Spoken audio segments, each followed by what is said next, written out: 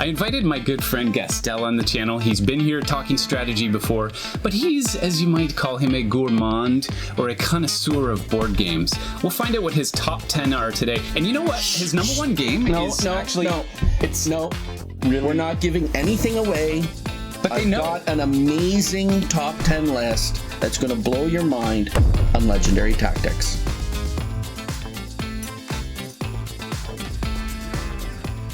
Now, would you say that this is a list that's set in stone, or does it change? Does it bend in the wind? Sort of a little bit in between. I do have flagship games that will be in there probably for a very long time, but I found that my tastes in games have changed over the years, and I tried to show that in my top 10 list. I tried to show some of the old thinking and some of the new thinking. In fact, when you asked me originally to make this top 10 list, my list has probably changed already since then, 2 months ago.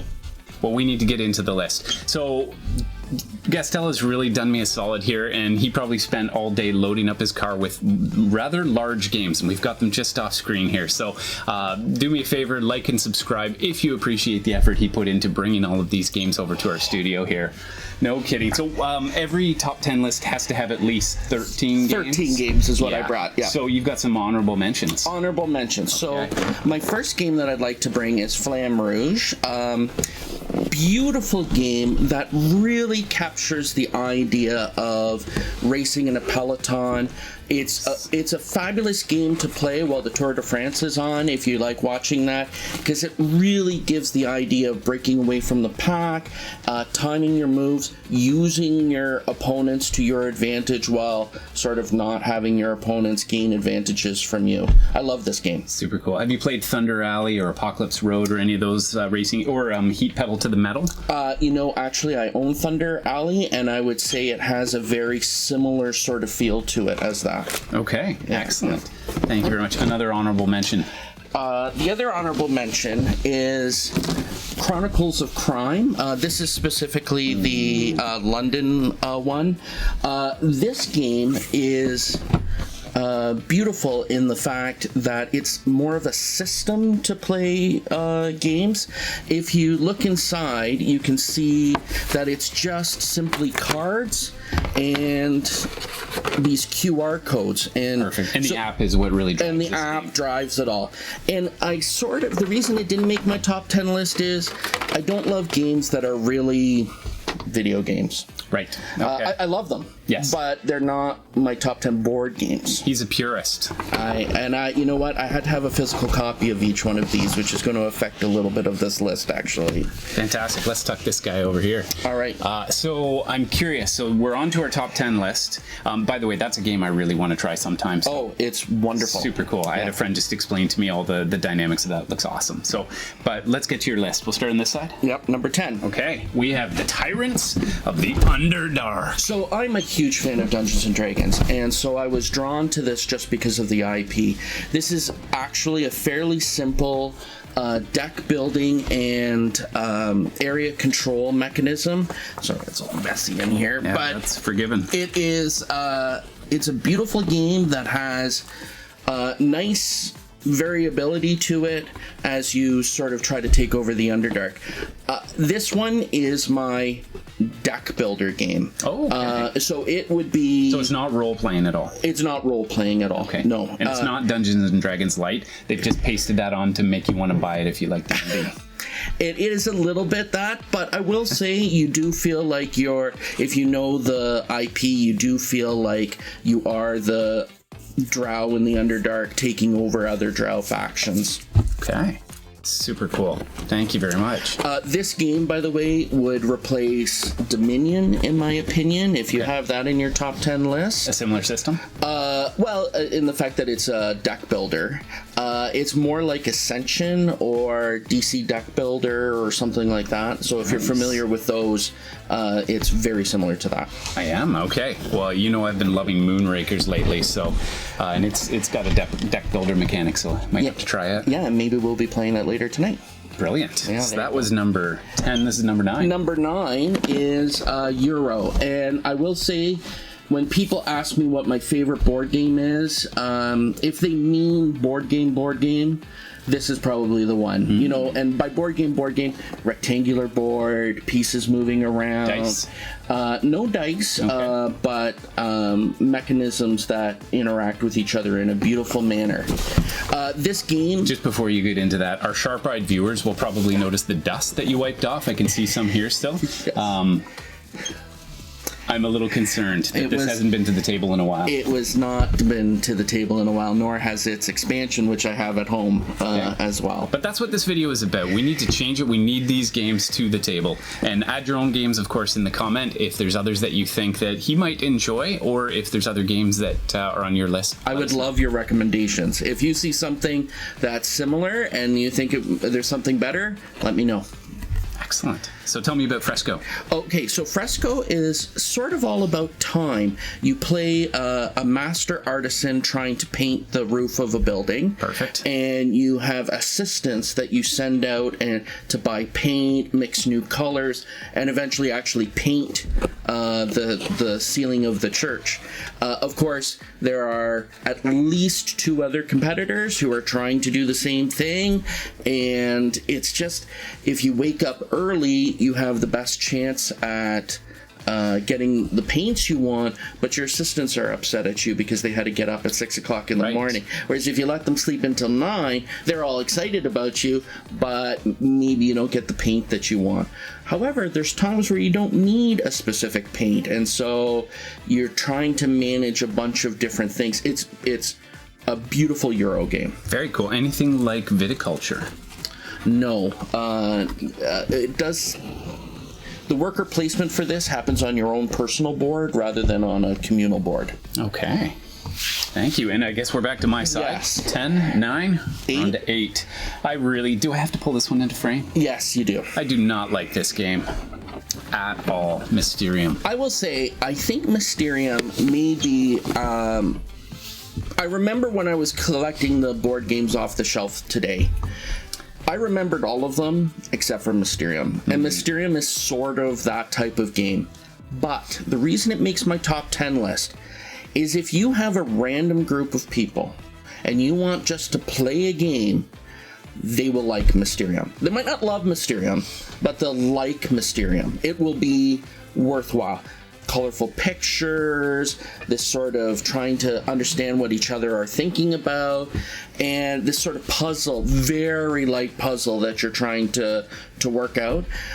The problem with it is there's no real tension. Even if you're running towards the end, it doesn't feel tense, it just feels hilarious that someone was unable to figure out the clues. So I remember seeing this game for the first time. I think it was Gen Con 2016, and you've got the board with the all the cards and the characters and the weapons and the locations and that, and I thought that looked super cool that there was this really neat organizational system.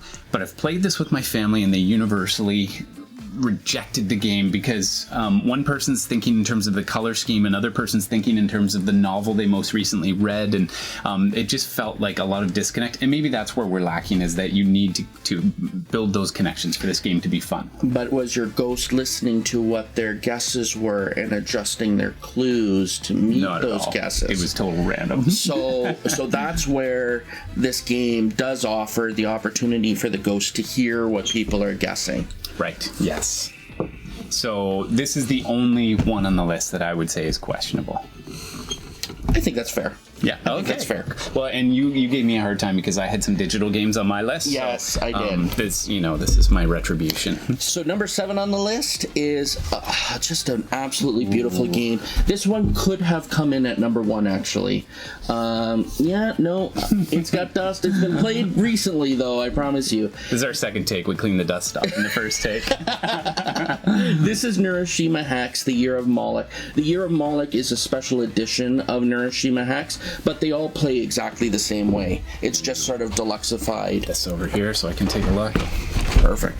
So this is a battle game. The idea is it's a desolate world in North America, and factions are fighting each other. And what you do is you simply take one of these factions out of the you want to be this faction, and somebody else is going to fight this, and it's going to last you 10 minutes, and it's going to be bloody and gruesome, and one person could blow the other person away, or it could be a close battle, but then after 10 minutes, you pick 2 more factions, you play again. Oh, that's cool. So this is like Beyblades for like cool people. That sounds like an oxymoron, but you know what? It's no longer on my top 10 list. I'm just kidding.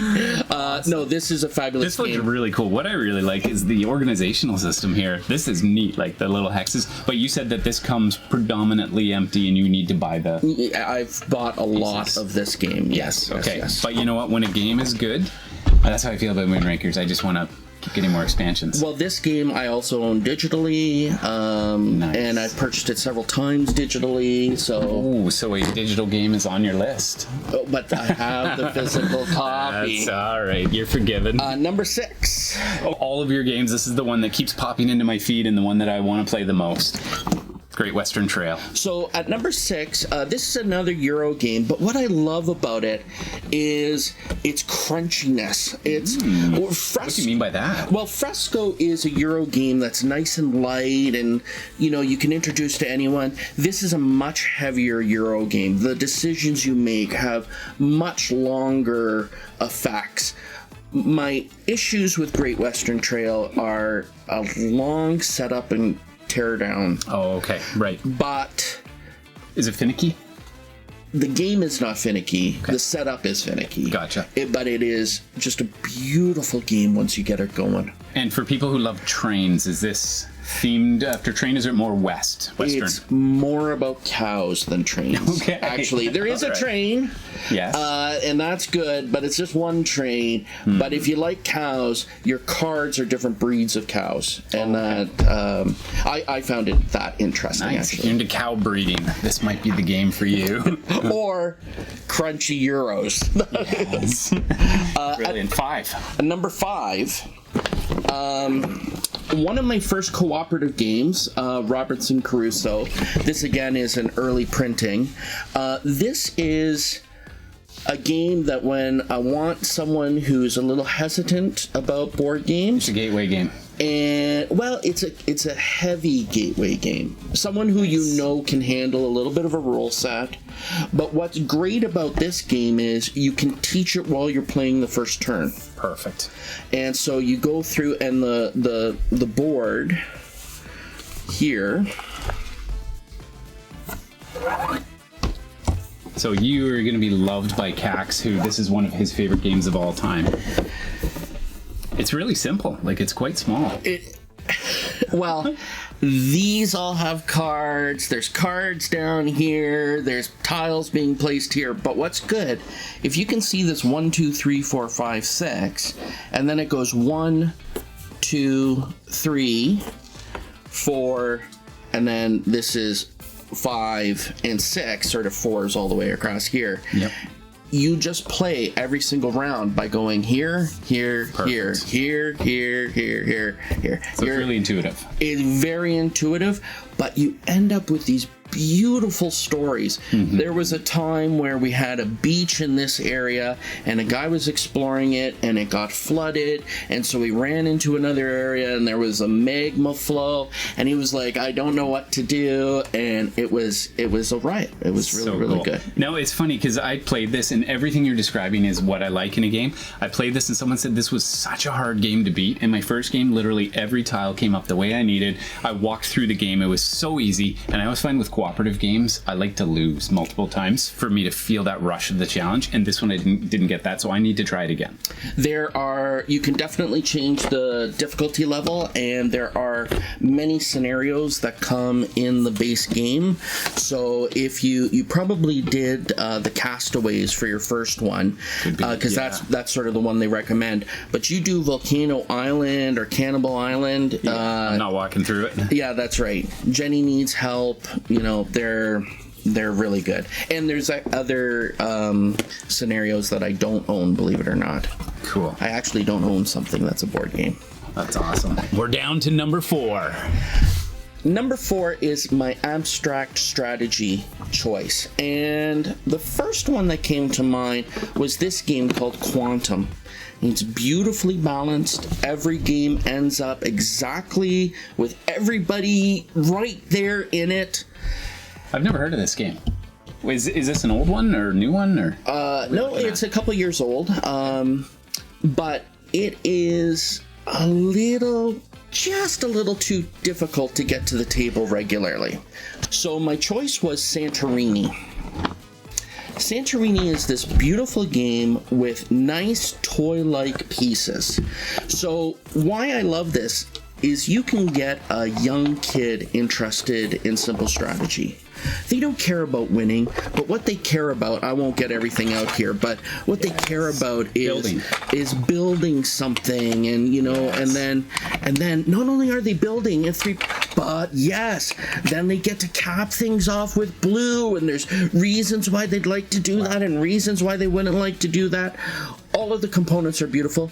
I won't bring it out because it takes forever to repack up, but this is a little island that it sits on because Santorini is an island. So and cool. I have to say, whenever I see those beautiful pictures of Mediterranean Greece and I see the little blue tops, I think, you know what? That's a great game. Oh, Santorini. I thought it was La Boca we were talking. So, you know what I'm noticing about your list is that it's a very selfless list, because when you're thinking about this, your top 10 is not just games that you love. I selflessly pick games I love, but you're picking games that you love to play with different groups. Yeah, I guess that's right. I guess that's the way I came at that. Well, whatever. I love that. That's really cool. All right, number three. Now we're getting into the heavyweights here. Literally. I wonder if we can make it to the top of the frame with games here. Oh, brilliant. Scythe, and every single expansion for Scythe that you can possibly imagine. It's all in there. It's beautiful. So Jamie Stonemaier, this comes to us from Stonemaier Games. That's right. Yes. And the world that was built here with the artwork drew me into the game, but the game itself is so solid. And I will say, if you're worried about sort of heavier games, My Little Scythe is just a wonderful game for younger kids. Battles are replaced with pie fights, and popularity is replaced with friendship, and you're rewarded for helping out each other. This game is a very focused strategy game, but I find it works with a diverse group of people. Even people who I've played this with for just one time have talked to me about it years later. Can we play that again? Yes. So yeah, absolutely. So I discovered this game at, again, Gen Con 2016. We searched the whole time, and this was the game we bought for NATO. Because there's something to me about the juxtaposition between these, peasant farmers, with their scythes cutting, and then these giant mech robots. And there's just something super cool about that artwork, that design, and actually the whole world that they create with this game. That's right. And sort of that inequity and power is really compelling. That's amazing. Awesome. Well chosen. Thank you. Very good. All right, number 2. Number 2. Okay. I cannot believe this game is number 2 on your list, and we haven't played it yet. Well, it's actually not number 2. It isn't. Oh, you've another bait and switch. This is my number 2. Okay, yeah. But it's not my number 2. Huh. My number 2 was actually Pandemic Legacy. Okay. Season 1. Yes. But I don't have a copy of it. Now, I have Pandemic Legacy Season 0, but I'm currently playing it with a group, and so I can't really open it up and show you guys what's going on inside the box. Should have told me, because I have the very copy that you and I played together through the whole thing in the house. So. It was epic. It was epic. At any rate, I, without any doubts whatsoever, happily replace it with a new addition to my collection called Undaunted Normandy. This is a David Thompson game. He's been coming out with a ton of games. And in fact, the Undaunted series has recently grown very quickly. Definitely. Normandy. What was the most recent one? Was it North Africa or Battle of Britain? Battle of Britain, which I also own. Now, the Undaunted Normandy, I have a friend who is a little board game phobic, rule phobic. Ooh, okay. Yeah. And is it me? No. Okay. And I played this game with him, and he enjoyed it. I ended up winning, but it was really our first game and just a try. This battle system seems so pure and simple that every decision you make is useful. Nice. And what's also great is you're not ever left with making a bad choice. You always get to play all of your cards if you would like. So everything gets to do something. It's just knowing the order to play them in, it's knowing when to sacrifice a card, and it's a great game. So this is new to me, but it's a game I can see myself playing all the time. Wow. All the time. Does it rip your heart out a little bit when Kurt Weaver, goes down in flames? Or well, what I love is actually everybody is named. Everybody has a name. Sometimes they're duplicated because they have multiple roles. Those characters have multiple roles, and the German forces have a lot of Muellers. Oh, really? Yeah. So that looks like a lovely game. it is wonderful. Nice. Looks like you need to maybe get a little more wear on that box, though. I do. A little dust on it, perchance? Definitely. All right. Okay, you've been waiting this entire list, or maybe you just skipped ahead to this chapter just to see what it was. But either way, you know what? You should go back and watch the previous ones because they're really good picks, too. This is a great pick. It didn't make my list this year, only because I'm not playing it enough. Well, number one on my list, big surprise, and also a big box. Yes, no kidding. Is Twilight Imperium. You had to know that. If you've watched me on this channel ever before, you know that Twilight Imperium is my favorite. Why is it my favorite? It's my favorite because you always end up with a good experience. I love to win. A little bit of dust again. I love to win, but I love to play. I recently purchased a 3D printer. Ooh. All I have been printing is upgrades for Twilight Imperium. Oh, that's so cool. Because I just want it deluxified. What are you upgrading? Well, since you're going to be part of that game, I think I'm going to leave some of that as a surprise. It's a giant Mechatol Rex, isn't it? There may be a few giant things, but maybe we should do a thing on 3D prints and upgrading games as a future video. That's so cool. Yeah, if you want to see that video, like this one to let us know. Or even let us know what 3D upgrades you would think would be good for any of these games or any other game. That's super cool. Because then I'll print them and enjoy them on my game. I always say that if you haven't played Twilight Imperium, in this case 4th edition, any edition, then you aren't a true board gamer. So thank you for bringing this to the channel and as your number one. So yeah, my number one. Well, it does suffer from not getting to the table, but if you can focus on doing, I used to have a once a month group, and you just start learning iterations of strategies. It's a beautiful game. The amount of playtime there is in this box, all the different factions, all the different permutations, building the different tech trees, different paths to victory. This is the consummate board game. You know, it's interesting. I picked Santorini over Quantum because I could play 3 games of Santorini to 1 game of Quantum. Yet here I picked easily the longest play game for a group. And I have a feeling these are for everybody else, and this is for you. It might be. Yeah. It might be. So good. Thank you so much for coming on the channel today. Thank you for having me. Appreciate having you here. Now get out there. Get gaming. And be legendary. Be legendary. Awesome. Nice.